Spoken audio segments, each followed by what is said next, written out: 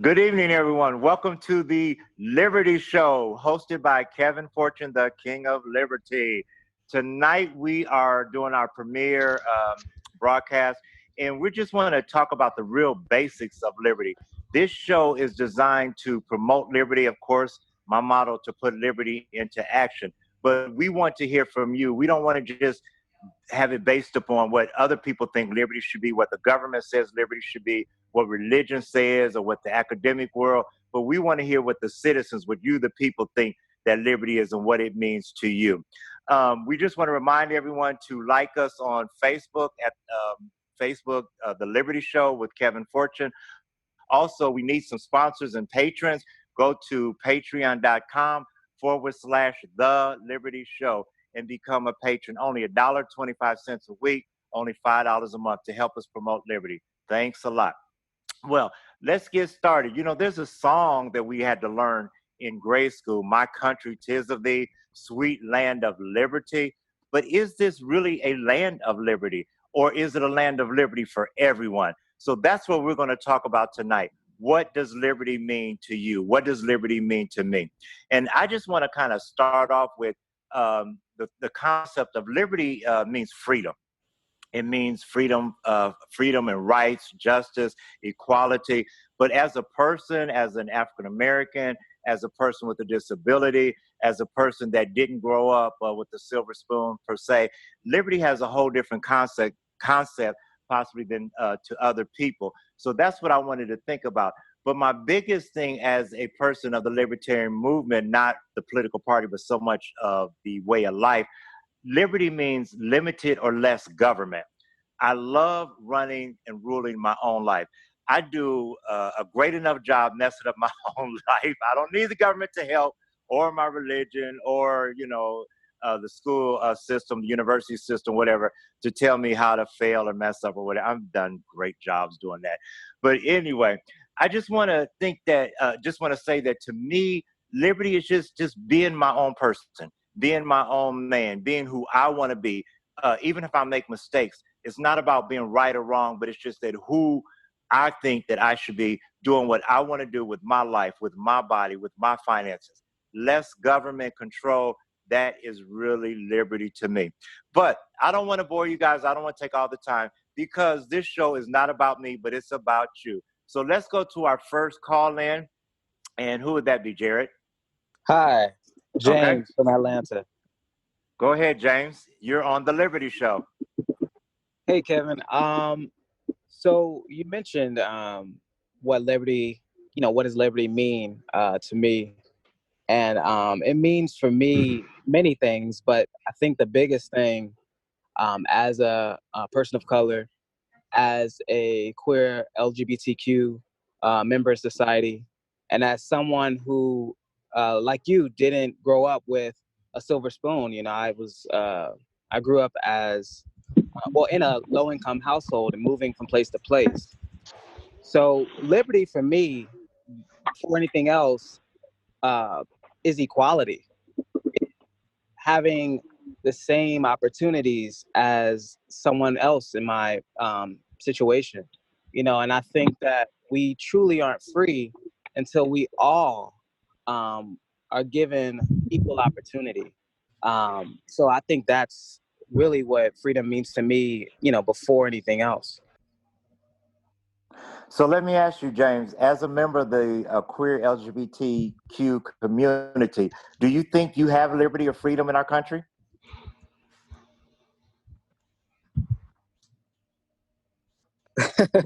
That's a good question. I think things are, to answer your question, no. I think there's moments of freedom or it seems like we have moments of freedom, or we take strides and there's accomplishments towards getting closer to freedom. But at this moment, no. Okay. So let me ask one more question. What do you think we could do in our country to produce or have liberty for the LGBT community? Because, a lot of people think, oh, they're free. They just passed same-sex marriage. They can work, they can serve in the military. So why, let me ask you, what could we do to make you more free, or why do you feel like you're still not free? Well, I do want to comment on one of the things you said, because, as of right now, we in America at least have certain people in our government who are changing that. They're making it so that, say, queer people cannot serve, trans people specifically cannot serve in the military in some cases. So what I think we can do to change that is first, like all things, we have to educate and be able to be educated. And that goes both ways. I think it starts with surrounding ourselves around people who are unlike us so that we can learn, so we can kind of break some of the stereotypes that we're told about a community. And then also from the community itself, I think one thing we can do is be patient and understand that these groups that are trying to understand us, or these people that are trying to understand us, it's going to take some time. So it really just starts with actual, true conversation, and not just my way or the highway for both sides. Well, I agree with you there. And once again, that goes into my definition of liberty is running your own life, not letting the government and the powers that be or religion run your life. Because, like you said, there are people now in our government or religion or the powers that be in the world academia that are trying to determine what LGBT people should do or cannot do, and that's not liberty. I totally agree. Thank you so much, James. You've already got us off to a great start. Who's next on the Liberty Show? Anyone want to speak up? So this is Kevin from Atlanta. Hey, Hey, Kevin. Kevin. Welcome to the Liberty Show. Hey, Kevin. So yeah, James really made a lot of great points, and even when you started out with the introduction of what liberty means, that was also excellent. And I mean, to just reinstate that, liberty, the definition of that is the quality of state or state of being free and the power of choice or the power to do as one pleases. And for me, I just feel like, being an African American in the United States, looking at our trajectory in history and pertaining to the liberty and freedom for various minorities in this country, it's really been a complex one. I really think that, from the start with the African American and the cross-Atlantic slave trade that started bringing African Americans to the New World in 1619, set us really on a really deep, difficult trajectory for minorities here in this country, because that's what we had, in my opinion, the stripping away of certain rights and human right violations. 1619 was the start of African Americans entering the New World as slaves. Then 1774, we had the Constitution that was written stating that all men are created equal, but at the same time, certain provisions were made pertaining to slavery. And even with the members of our founding fathers who wrote that Constitution owned slaves. And then after that, decades or years later, 1865, we had the Emancipation Proclamation banning slavery. So then the individuals who were slaves were able to have freedom, quote unquote. But what were they entering in some form of a sense? Because no provisions were given or made to those individuals post slave period. And then we had a system that was developed to keep these individuals as second-class citizens and strip them of certain rights so that they can have, in some form of a sense, what was written in the Constitution of Liberty. And we did not fulfill that. And it wasn't just African Americans. Of course, it falls with Native Americans and other minorities that started to enter as immigrants in certain cases. So I think, as James has stated, I think we're still in the battle. If you are a minority, to fight for our rights to have true liberty. And I think if you look at the trajectory of history, examining that closely, we have to really make some form of compensation for all the issues that have been acquired and transfixed throughout history in this present moment, so that we can really have a better future to live out for generations that are coming under us. Tev, I want to just piggyback one thing. You were saying that even after slavery, there was a system put in place to keep African Americans down. And I just want to reiterate that system was by our government.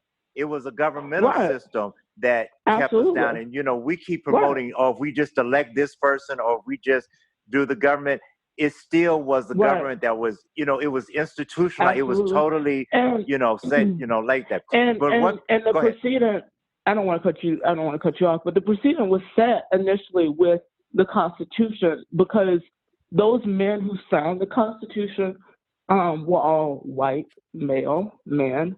There weren't any minorities present, and we know that Native Americans were here, their presence was here, but they were, for whatever reason, not present in the signing of that Constitution, and, any other person of a different gender, women per se, were not involved in that. So how you write on paper that all men or all groups of humanity are equal, but those actions are not present or seen, while you all are actually performing something that's supposed to be noble and expanding the liberty for all that are on the shores of the new world. On the shores of the new world, excuse me. Let me ask you this: right now, today, do you feel free as an African American, especially with the government or regime or that we have in office right now? I mean, like James said, I think that we are. No, I mean, I think we're still fighting for that. But wait a minute, we don't have segregation anymore. You can go to school with white people. You can work where you want to. You can live where you want to. Excuse me. Yes, but that system, the residue of that system is still present. And I think just because things have somewhat, quote unquote, changed or appear as if they changed drastically on the surface, there's still things that we still face within our communities, within communities of color, economic unemployment, extreme economic disparities, for people of color, and large incarceration rates, which have not just been the start throughout this particular century, but have been, the start ever since the Emancipation Proclamation was signed, and when that system of segregation was formulated, they started to arrest African American men for, menial crimes, quote unquote, and throw them in prison. And we had a system that was developed on that, to create capital on Black and brown bodies per se. And there's a higher percentage of minorities that are in prison at this moment. And like I said, it's a system. Even with the homicides of African American people, as we see in these last few years with police shootings, henceforth that's the reason for Black Lives Matter, and other groups. So it's in my opinion, so it's a quote that says, a lot of things change and then nothing changes in some form of a sense, because even with the surface treatment of certain things, and yes, we're able to go here and there still is an undercurrent of that old bondage, system right, that still exists, the residue of that system that still is in existence. And, I don't think that we are where we need to be, unfortunately, if in that, and that's my opinion. Yeah. Hey, let me double back. Mr. James, can you come back on the air? I want to ask you, as an African American and as a member of the LGBT community, do you feel like there's a double whammy against you of not having liberty? What do you think of having both of those, being in both of those communities? Can you comment on that? I don't think it. I know it, because I live it every day. So that's without a shadow of a doubt. And I don't think it's something that many people who don't who don't live it, take the time to think about, at least in large numbers. So yeah, as a Black man, as a queer man, I'm hit twice by oppressions of different kinds. So, and then all the other things, where I am Not in socioeconomically. America. This is the land of liberty. This is a land of liberty for some, Okay. and like Tevin mentioned, you have to look at, who this liberty was meant for, and who is it currently, who's currently benefiting from it, and who also is a part of a system who is, your livelihood is really making those who created this system richer, and Wow. making their liberty exist and yours diminish. Wow. Okay, let's switch gears. We need to get some different views and opinions. Let's go up north all the way to the great state of Wisconsin. Mr. Jared from Wisconsin, how do you feel about liberty? And do you think that you are existing in a land of liberty? Yeah, I think it's a complicated topic to unpack. And I think we've already had a lot of really good discussion about some of the challenges we're still facing with liberty. In general, I feel like we have a good foundation in some ways, both like in our Constitution itself, but also then in sort of the mythology of America and this idea of America as this land of liberty that we're constantly remaking, and we're constantly trying to reach toward this ideal. And that's powerful. And so I think that's a blessing to have sort of this symbolism and this cultural narrative that a lot of other places around the world don't even necessarily consider with their identity in their country. But yes, there's definitely still a lot of ways in which specific policies lead to disproportionate barriers to opportunity for individuals and specific groups of people.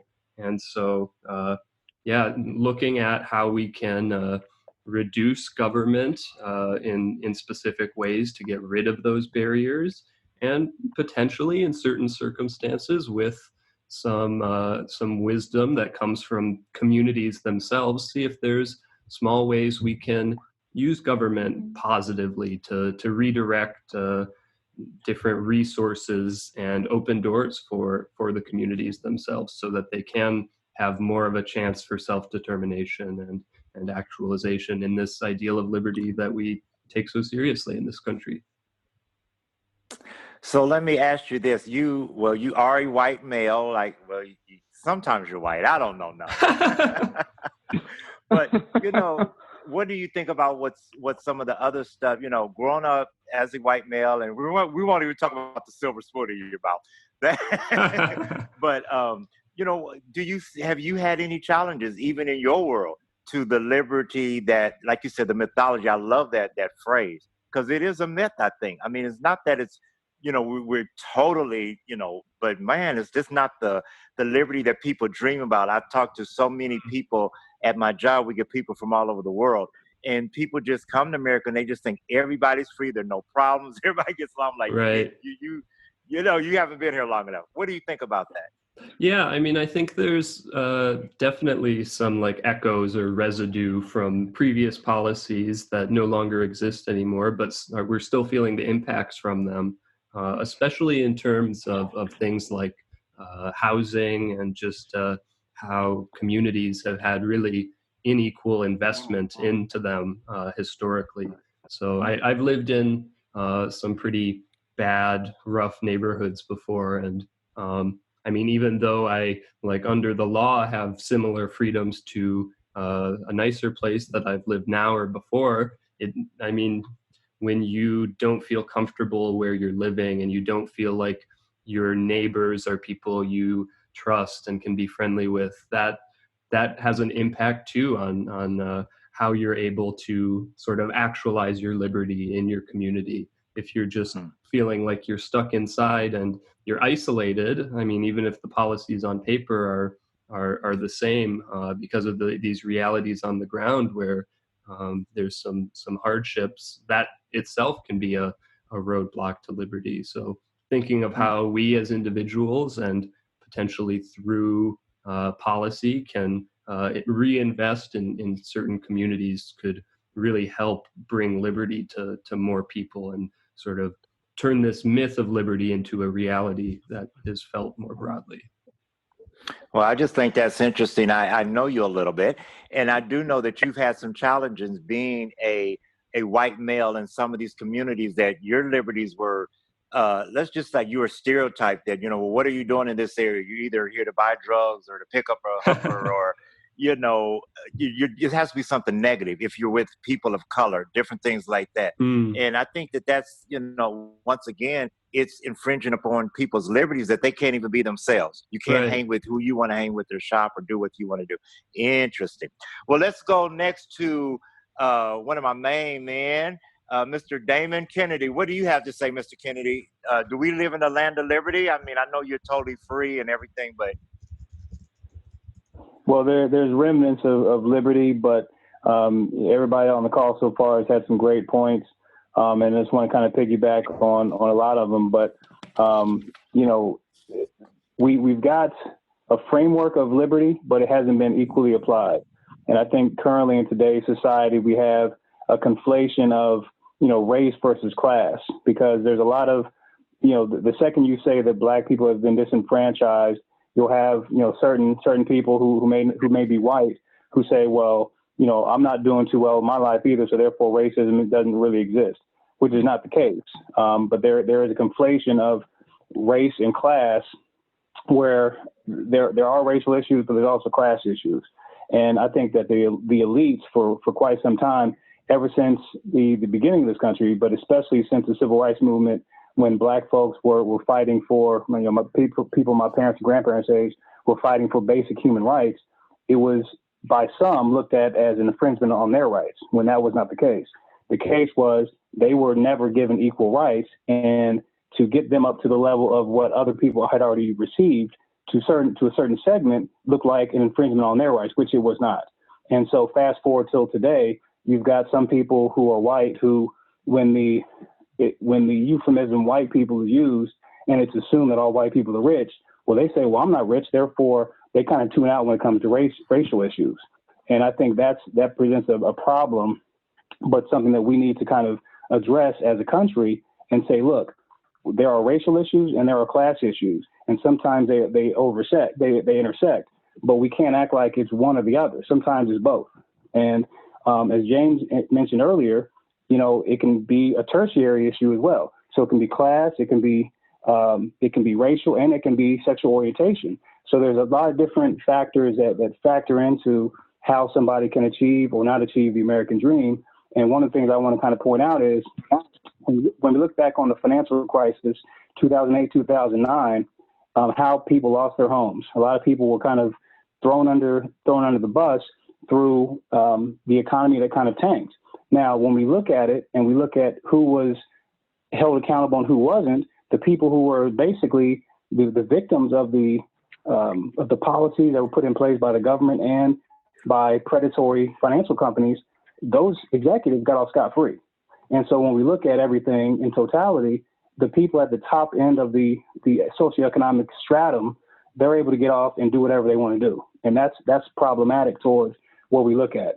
I think Kevin mentioned earlier, too, that a lot of Black men have been incarcerated during the drug war for the past 40, 50 years.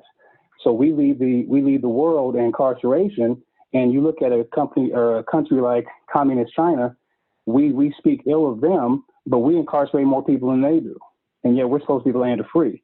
But so when we look at everything in totality, we've got to understand that, look, for us to really mean what we say, we can't be contradictory. We're looking at a country now that is looking to overturn a lot of the marijuana drug laws, which sounds good, but we can't let certain people in there and start making money before we've made whole the people who were incarcerated for the past 30, 40, 50 years and lost their lives over now the thing that you got a certain segment that's going to be getting rich off of it. So there's a lot of different contradictory things that we need to talk about. And we've got the base work, the framework for freedom, but it hasn't been applied equally, and we need to improve upon that. Well, let me ask you, Mr. Damon, what about the current administration? Because as a man, you're successful, you're smart, college educated, beautiful family. You've got the American dream, a house, a picket fence. I don't know about the dog, maybe a goldfish. But you're free, right? You have liberty. So, do you think that where we live right now, and with the administration we have, the current political climate, from the White House all the way to our Congress, do you think they're promoting liberty for everyone, even for you and your family? Well, I think, the current occupant of the White House, he's a symptom of the bigger problem. He's not the entirety of the problem that we have, but he's a symptom of it. His rhetoric is very reckless. If you look at a lot of political strategists, he's kind of done everything wrong from what a political strategist would say, but somehow, some way, he's been able to make it. And I think it's his cult of personality that allows him to make it. Now, again, I think that any president, whether it's Democrat or Republican, the main thing that we need to understand is the two-party system's got to go. That's ultimately really what we got to look at, because, again, looking at the current occupant, he's done everything, quote unquote, wrong, but he still gets support because he's not on the quote unquote other side. And therein lies the problem. I think that people's morals and integrity is situational based upon who the person is. If it's got a D after their name, they'll think a certain way versus an R. So if the person's a Republican, somebody does something wrong and they're a Republican, they'll look the other way. If that same person somebody does something wrong and they've got a D after their name, they're going to go after them and excoriate them. So we've got plenty of examples of that, and that needs to change. Now, going back to another point, we as a country have become very comfortable. Our economy is basically consumer driven, and people basically assume that, okay, if I can go out to the store any given time, I can buy something, I'm good, my life is great, fantastic. But there's a seedy underbelly to this country that needs to be addressed, because in any other country throughout the history of the world, there's always been unrest. In this country itself, taxation without representation. We had a war with England to get our own freedom. But whenever people are oppressed, they're going to rise up, and the government knows that, but they're trying to suppress as much as possible by throwing out a few bones here and there to keep people suppressed, keep them satisfied or what they feel to be satisfied. While on the top end of the spectrum, the people that are making the most money, they're making money hand over fist. So you always hear about the rich get richer, the poor get poorer. Well, we're seeing that now. If you look at the wealthiest people in the world, you look at it, maybe 10, 15 years ago, to be in the top, to be the richest person in the world, worth $50 billion. Now Jeff Bezos, he's worth what, 100 plus $100 billion. So we look at everything in totality, and there's a problem. There's problems in all segments of our country. But as long as everybody says, well, I'm good, I got my house, I got my cars, I'm good. If everybody thinks like that, then it's never going to get better. Well, I like, I really, you touched upon a point which is a whole nother show, and it's a whole show in itself, but it's one of my favorite topics, being a finance major, is a class. We do, when we think of liberty, pretty much we think of civil rights and race issues, we think of LGBT issues. But with all of that said and done, if you don't have some kind of economic freedom, you're still going to be in bondage. So does anyone else want to comment on that, about our class system and some of the bondage you have, based upon class and economics in our country? Any of my guests want to talk about that? Just looks like we got Oakley from DC who has some input on this. Okay. Yeah, hi. First of all, Kevin, you have a great podcasting voice. Just wanted to say that. I think this conversation is really, really interesting, and everyone that has talked has had really good points.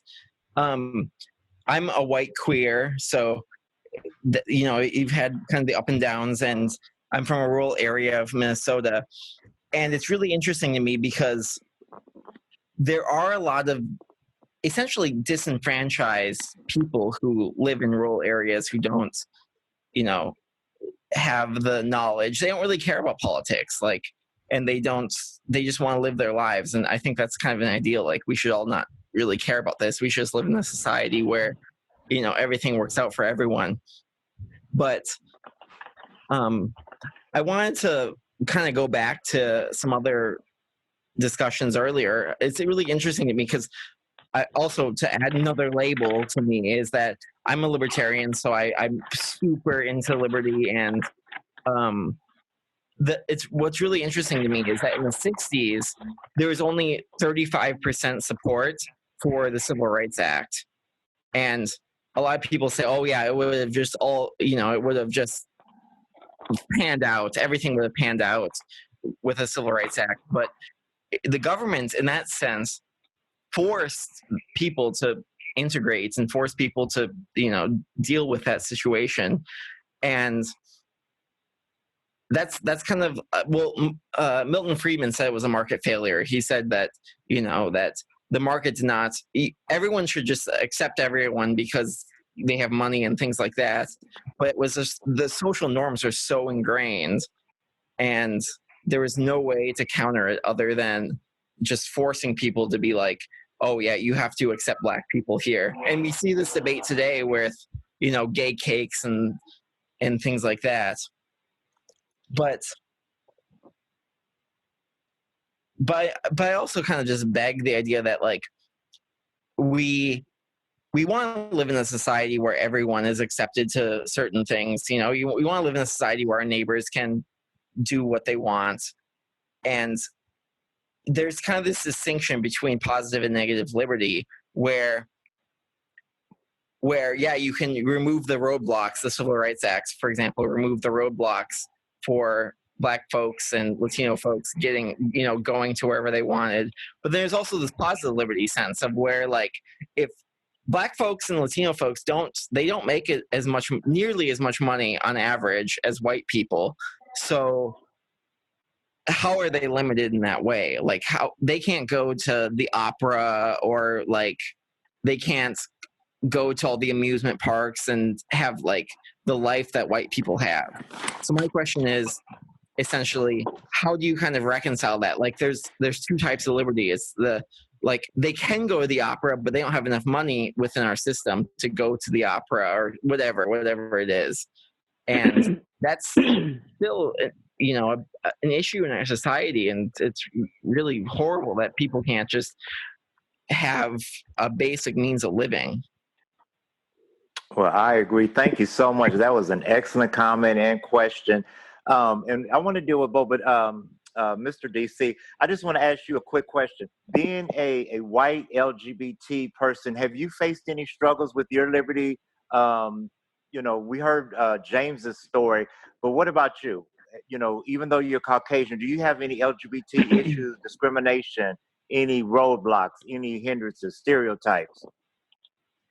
Yeah, I mean, the biggest thing was I grew up in a small town that was the most conservative county in Minnesota. So healthcare was not easy for me. So one time I called the receptionist at the hospital and I was like, I want an STD test. No, I didn't have any STDs. I just, as a gay man, you should get it. You should get tested twice a year. And they were like, I've never heard of that. And then I had to talk to the doctor and be like, I want this. And they're like, I've been like totally like, the doctor was like, oh yeah, are you sleeping with lots of men? I wish. Yeah, it's kind of like a situation where it's like I wish my sex life was better, but yeah, no, I just want to get checked. But yeah. But I mean, yeah, also it's kind of weird because small town, my parents are broke, and it's just like, but broke in a relative sense. So like in a small town, things are cheaper and everything. Well, everyone can survive. So I really like that, and that's why I'm really sympathetic to a lot of kind of the destruction of rural towns. But it's interesting. Yeah, that's how it goes. My team, can you guys, some of you guys, comment on his kind of his question, which I think was a good point, which was the impetus of what I was trying to get at about the class and liberty, that even though you have liberty on one hand, that yeah, you can go places, you can do this, but if you don't have the money, or if you don't have the opportunity, the transportation, they're doing that in Atlanta. Okay, there are a lot of jobs, but if you're out in the suburbs, in the rural areas, or in areas where the buses don't run, or public transportation, you can't even get to those jobs. So does anyone else want to comment on the dichotomy of the liberty, but the economic liberty that's also holding people back. Can I get some comments? I would like to comment on what your guest said. He's absolutely right. I think one of the things, the anomalies that we see, and what I've seen, in the news, and what is somewhat like me being somewhat of the millennial generation coming out of school, is, people are always saying, oh, well, there are jobs everywhere. This state has this amount of jobs, and this is it. So, the job market is rising. And yes, statistically, there might be more jobs. But the other issue is, are these jobs in this particular present moment paying enough people to actually live an adequate, healthy, wholesome lifestyle? Because I've seen situations to where people are working 4 jobs and still have, in certain states, and still having to stay in a sleep-in motel or stay in their car because the cost of living in certain places have risen. So, it's an imbalance. We're not being paid enough. We're having to fight for minimum wage in certain places, and the cost of living for housing and stuff is going up higher. And for those people who are, barely even making it, they're being left behind, while those who already have it are just really just fluctuating. And it goes back to that saying, and especially here, the rich get rich and the poor get poor, and it takes money to make money, because those who have money, in all of these crises, sometimes it benefits them, and they're able to make more money. And I go back to always with history as well, with the whole class situation with, I'm just using African American history as an example right now, but after the Emancipation Proclamation with slaves being free, there were no provisions made for slaves to really have full autonomy to move up in the realm of the United States. Right. They were free to fail, free to starve. Absolutely. So you're saying, oh, well, we give you your freedom, but it's like, what free to do what? I don't have any money. I can't, I'm not really necessarily skilled outside of what I've done on this plantation. And since in certain areas, with certain situations like Sherman's March to the Sea, they burned some of those spaces down. So you're left destitute and without anything. And then we have a government who really wasn't really as helpful as they should have been in protecting African Americans from the rise of terrorism, domestic terrorism, with the white supremacist groups such as the KKK, the Ku Klux Klan, and the like, who were using volatile methods to really beat blacks into submission and to keep them in some form of, quote unquote, what they just were free from, slavery. And so I think today, even though however many decades we are from that, there's still forms of slavery, just in a different way. You can be a slave in the system to where you're overworked and without any money. And you have to continuously work for just the basic the working necessities. poor. The working poor, they call it. Absolutely. And then we have this whole ideology of, well, we don't want to give anyone a handout, and we use these alliterations of people and create these ideologies of people who are sitting and just sitting there and abusing the system. And granted, there are some people that potentially are out there doing that, but should that affect the premise of all people who really are trying to work hard and who just need that extra assistance to make it through? So I think we have a history, a very confusing, difficult history with race, infusing intrinsically with race and class, because, like I said, with the situation with us, we were free to go and have the autonomy, quote unquote, to do what we want, but we didn't have the resources to actually live the best life that we possibly could have lived. And that started, in my opinion, a perpetuation of poverty in the states, in the United States. Interesting. Hey, Kevin, you mind if I jump in here real quick? Go ahead. It's your show. So excellent points by Kevin there. And to kind of piggyback on that, so after slavery, not only were provisions not made for the slaves to be financially made whole, but in addition to that, after that, with Jim Crow, like legalized discrimination was kind of put into effect. So then, if you look at it from the perspective of, okay, black folks were use self-determination and use what the Republicans always say, pull themselves up by the bootstraps. They did that, and if you look at something like Tulsa, Oklahoma, Black Wall Street was burned to the ground. Why? Because the conditions that they were living in were better than the ones that the whites were living at the time. So it's like a damn if you do, damn if you don't. So on the one hand, they're not given anything, so they're like, okay, we'll do it ourselves. We'll live amongst ourselves. Cool. Then when they do that, then that's frowned upon. It gets burned down. Nothing, no restitution was paid to them. So then they got to start all over again. Then you keep fast forwarding and then redlining, FHA loans were denied to black people. And so a lot of that the wealth that comes from real estate was able to be passed from generation to generation amongst white folks, but that was not allowed to black folks. So every generation of black folks kind of starts from square one, whereas some white folks were able to say, okay, look, I've probably got $250,000, $500,000 from my parents, grandparents, whatever, so I'm able to do whatever with. So I can start a business. That business kind of, makes money hand over fist. I'm cool. But then when we look at black folks, by and large, they're starting over again each generation. And it's looked at as perception is reality. It's looked at as if black folks were to get money in the framework of reparations, it's looked at as a handout. No, it's not a handout, because if you flash back, again, a generation or two, white folks were able to get free loans from the government for real estate. They were given land to, as the country expanded out west, that was denied to black people. So we can't say that it's a handout to black folks, but it wasn't a handout to white folks. But I want to jump in here. Yeah. Okay.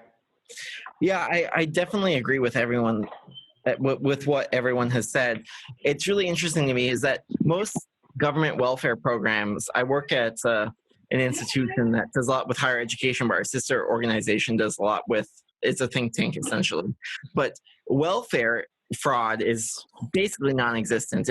It doesn't, like the welfare queens that Reagan, boasted about, were not, I mean, maybe there was like a few, but it did not cost that much money. And it wasn't like, people aren't abusing it. People don't want to be on welfare. In the 1930s, when FDR was doing a lot with welfare, people hated it. They hated the idea that I can't provide for my family. Most people felt their self-esteem dropped for it. And I think that's something that exists in the United States today, is that a lot of people don't want to go on welfare because it seems as if like you can't provide or you're not good enough or something like that. So I challenge the idea that welfare is abused dramatically. But another thing is that a lot, like, have any of you read Michelle Alexander's The New Jim Crow? If not, you should read it, because it's basically how Jim Crow, it wasn't just that discrimination was legal, it was that discrimination was forced. Is that the idea that, especially in the South, you can't accept black people. Like, the government said that you can't do this. And, especially after slavery, Reconstruction is a whole nother thing. Is that Reconstruction was Rutherford B. Hayes, there was a compromise where Reconstruction would end, but Reconstruction essentially said that black people have rights and they have to vote. And they ended it because of some electoral issue. And Jim Crow lasted until the 1960s, and it was the government forcing people to, businesses, people, etc., to just not interact and not integrate at all. Like, if you served a black person in the South, you would be fined. And that's insane. But that also only ended 70 years ago. I mean, it's 70 years now since it's 2020, but that's still ingrained in our society. And Michelle Alexander makes the argument that the reason why we, had all these police tactics and made it so that marijuana was illegal and that you could get 30 years for having an ounce of marijuana or something like that. It was essentially just, it was selectively put in black communities so that you could lock up all the black folks. And that's why there's all this hysteria about, there's not black fathers and things, because even if you didn't have marijuana, there are cases where the FBI would just plant it on you because they thought that you were a threat or something like that. So we have these like ingrained, still today, like this is, we had the First Step Act that Trump passed and the Democrats passed, but even today, there's so many people that are locked up for no reason other than that they had a couple grams of marijuana or something like that, and it destroys community. And then once you destroy all those communities, you can't have a stable life. Well, you brought up a really, really good point, and we're going to kind of close out and wrap up with Mr. Tim. Tim, my main man, let's talk about that. I was just actually thinking when we were talking about the class system of how if we had legalized cannabis and more criminal justice reform, there are people that could be growing cannabis, making money, getting out of poverty, not getting into debt, feeding their families, but because of the limited government and some of our crazy laws and injustice and infringements on our liberty, that's not allowed. But I know that's an area that you studied and dealt with and advocated for. Will you discuss that quick for us, Tim? Hey, Tim Smith. I think Damon hit a really, really, really awesome point. Wow, I really don't know where to start, Damon. Thank you. That was beautiful what you stated. Here's the thing, right? Oftentimes folks think that I'm the ambassador for all Black folks. I am not the ambassador for all Black folks. I can only comment based upon my own feelings, thoughts, and ideas. I don't believe that Black people in America are free. I don't think we've ever been free. I think the plantation has changed. The scenery. Interesting. Agreed. The scenery of the plantation has changed. And if we look back through the Tim, history, I'm going to tell you, I'm stealing that from you and using it. if we look back at the history, and I was educated at an HBCU, an historically Black college university. I also went to a non-HBCU, but at the HBCU, I learned something that was mind-boggling. There were Black overseers. So the overseers were the guys that were in charge of keeping the slaves slaves.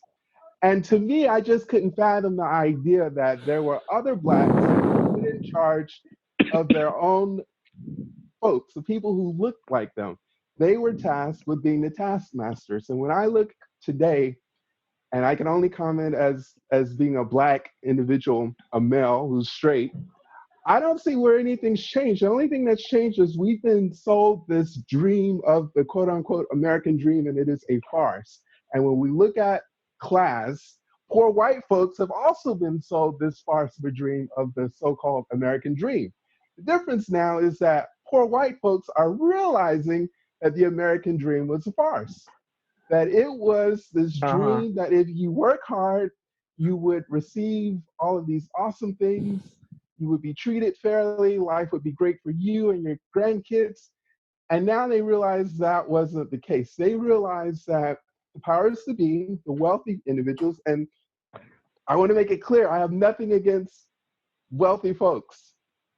I have an issue with a system in place that's been perpetuated for generation upon generation, decade after decade, for hundreds of years, that stifles the growth, the financial growth of folks that are different.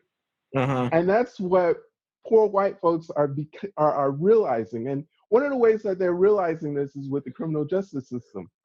They're now realizing that, hey, when I get locked up for whatever stupid thing, jaywalking, you can actually be arrested in the state of Georgia and many states for jaywalking. Whatever the case is, when they get arrested, poor white folks, I've spent some time speaking with poor white folks, they realize that, listen, just because I'm white, the system treats me just as it does like, and that's mind-blowing for poor white folks, is that the system doesn't just look at them as being white. It doesn't just give them a pass because they're white. It looks at them as being, listen, you are a poor white person. So I said all of that to say this is that no, it's not just Black folks that aren't. I don't believe that Black folks are free in this country, but I will also accept that poor white folks aren't free in this country either. But they've had it better than us Black folks. So, Yeah. and that's the, you know, we have to be clear on that. Poor white folks, they've gotten the short end of the stick, but their short end was much better than the stick that Black folks have received. And we see this here today in the criminal justice system. And I said, going back to the overseer part. So we look at the police, right? I don't care how much wealth you have, how nice of a vehicle you may drive, whatever neighborhood you're in. Once you get pulled over by the cops just for being Black, that tells you right then that liberty does not exist for Black folks, or it isn't in its fullness for Black folks. So no, I don't believe that Black folks have ever been free. I believe that Black folks have been shown a vision of freedom, and we've been allowed to experience parts of freedom or liberty. But no, we're not free. We're not a free people. We are a people that have been bamboozled. And going back to what Damon said earlier about the two-party system, that's how the two-party system works. It tricks people into thinking that if your guy gets elected, things are going to be better for you. And we can look at President Obama, sainted President Obama, AKA Black Jesus. How many Black folks bought into President Obama when he became president? Listen, I am looking at my Obama winter cap. I just wore it this week. I was trolling people, but yes, I still have my Obama cap. How many Black folks, we thought that when Obama became president, that everything was going to be different for us, that we would finally realize the American dream. We could ride in our cars and not have to worry about being pulled over by the police just for being Black. We could ride on the train without the cops pulling us over to stop and frisk us just for being Black. No, we're not free. Personally, I don't think that'll ever happen. I think we'll always be shown glimpses of what freedom is. And that's the thing, this is how the system tricks us. It tricks us into thinking that if you work harder, things will be better for you. And yes, to a point, that's true. That's absolutely true. If you work hard, I know lots of Black wealthy folks in their 30s. I shouldn't say lots, but I know several Black, what I consider to be wealthy, $200,000 plus salaries in their 30s. The point being, though, is that they're not free. They'll never be free until the system changes. The system will never change. At least, I don't think it's going to change in my life. Sorry, Kevin, my question is, how long is this show going? And I want to ask Tim a question. Go ahead, because we can edit out. Cool. So, Tim, I thought everything you said was absolutely right. My question is, as a white dude, is what's our kind of like policy issues, or how can the Black community be better in the sense of how can we improve these communities who were historically wronged, in the sense that, like, Obama was president, obviously, but he also had to deal with a lot of other things. But I kind of scoff at the idea that, oh, we had a Black president and suddenly racism ended. So how do we deal with your complaint? It really just began, right, Tim? People's true colors came out. So going back to Damon made this awesome point. The problem, and not only Damon, but Tevin, here's the situation, right? And I can only speak for Black folks. And I don't mean every Black folks. I can only speak for my family. Yep. And I can speak to not only Black folks, but my father is Native American, so I can also speak to the Native Americans in this country to a point. So here's the thing, right? The system, if we look at slavery was a system that was not only allowed, but it was celebrated by the U.S. government. Yep. If we look at Jim Crow, as has already been stated, was a system that was enacted by the government. If we look at redlining, Black folks weren't able to get mortgages that were guaranteed. They would not receive guarantees on their mortgages, so they couldn't receive a guarantee on their mortgage. Guess what? Tim, I hate to interrupt you, but yeah, there's a lot of historical wrongs there, but how do we go forward is my question. Yeah, I'm getting there. Sorry. We go forward by holding the government accountable. As Damon stated, reparations are not a handout. Reparations are simply what is due to the offended party. It's the same as if I went to your home and drove my car through your front door, you have the right to come after me in court and receive compensation for me damaging your property. Black folks have been damaged. We need to be made whole. This is not a handout. This is what's owed to us by the government. We need to be paid.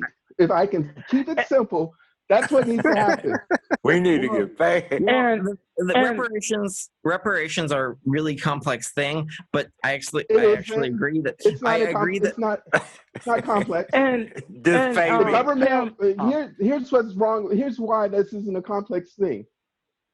The payout may be complicated. It doesn't have to be, but the payout may be complicated. But here's my issue, right?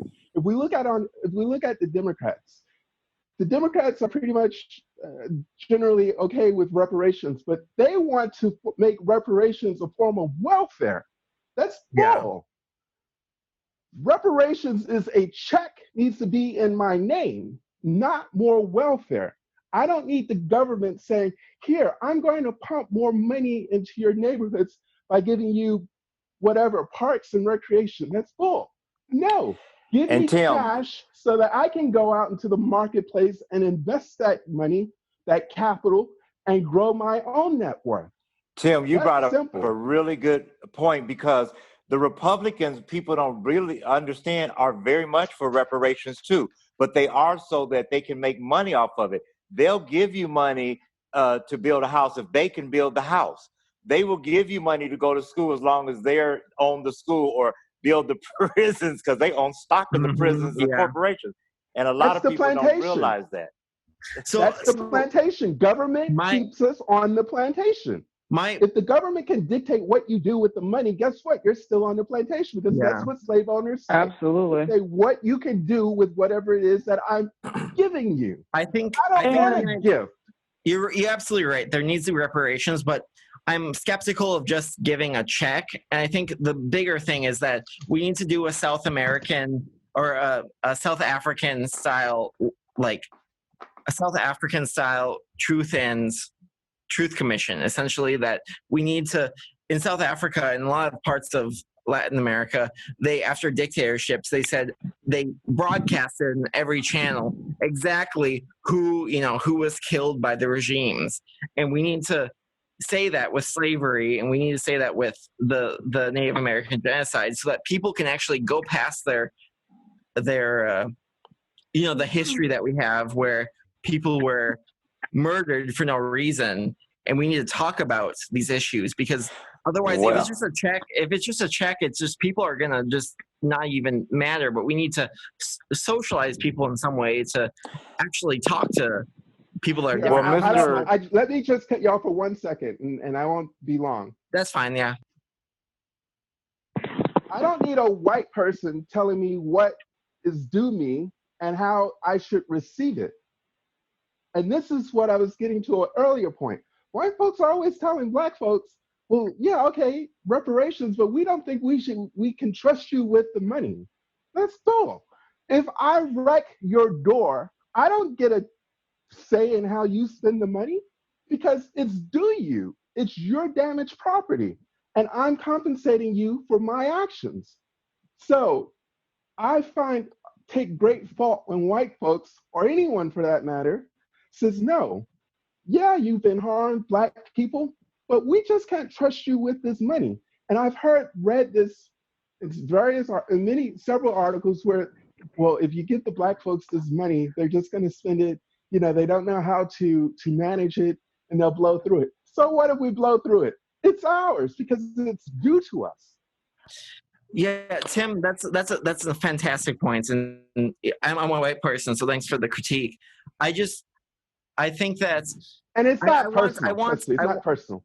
No, absolutely, I don't take it as that. But also, thanks for the critique. But I want a society where I grew up in a rural area, and there were no Black folks, there were no Jews, there were some Chinese folks, and lots of Hispanics.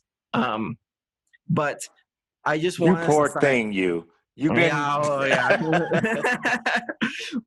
but the idea is that, like, how do we make rural? I mean, I'm living in the city now, and I've and dealt with that. But how do we end the racial strife in our country? Is it just a check? I think the question is like, I think if you look at South, I honestly will stand by the idea that we need a truth commission where every single slave is broadcasted to every single person, so like they know. I mean, look at the South. There's plenty of people who think the Confederacy is still like an okay thing. Like, there's not a idea that they were wrong or that America was ever wrong.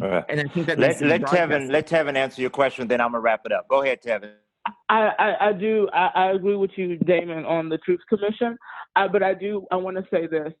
I feel like we have these conversations, and some of our quote unquote white allies are part of these conversations, and they're asking us certain things about how the situation can be improved. I think that there are some things, yes, as African Americans, as the injured party, we can express, and we can only tell our side of the story, being that injured party on that side. But I think there are a lot of things that for white Americans, that the work has to be solely done only by that group of analysis of your history, and really asking yourself, what is the reason initially for this? I think only a white person, in my opinion, can answer that question, and that has to come through analysis, pure analysis. Yes, I can be a part of that to share my side, but the true analytical process and procedures of that can only, in my opinion, come from a white person to actually deal with and then contend with, and then meet that Black person on the other end to go forward. And that's just my take on it. I want to say that. Thank you so much. You guys have been awesome. But the reason I'm not cutting you off, but this is a great topic, and we actually have a whole show planned on that. February the 8th, the next open taping is going to be on reparations, and all of you guys are invited to be co-hosts. So you write up about a 2 to 3 minute little spiel, and then we're going to really discuss it. And as I like to do, go underneath the surface. But in closing, I want to address you, Oakley. I thank you for bringing up a good point. Only problem I have, not being biased because of my color, because I actually have more Native American blood and white blood than I do African American, if any. But we've had enough talk, we've had enough rhetoric, we've had enough discussions. We've been having symposiums, workshops, seminars, and now webinars for over 400 years. It's time for action, and that's why this show is so important. Let's put our liberty in action. Put your money where your mouth is. Whether it's a paycheck or something, but just talking and statements, because a lot of people, what they say, they don't really mean. And that's something that I've learned the hard way. Oh yeah, we're so sorry about reparations of slavery, or I love Blacks, or I love whites, or I accept gays, but their actions don't line up with what they say. So in closing, we thank you guys all for your comments. We thank you for tuning in to the Liberty Show. Do me a favor, like the Liberty Show on Facebook and share it with your friends. I would love to have hundreds, even thousands of people on here sharing their opinion and their experiences. And last but not least, we need support. We're actually planning on doing some live tapings once we get the TV equipment and everything, and we need support. So go to www.patreon.com/The Liberty Show and become one of our monthly sponsors, only $5 a month, so that we can come to your city and have some of these debates live and spend more time. Thank you so much. And everyone, let's say it together. Liberty! Liberty! Liberty!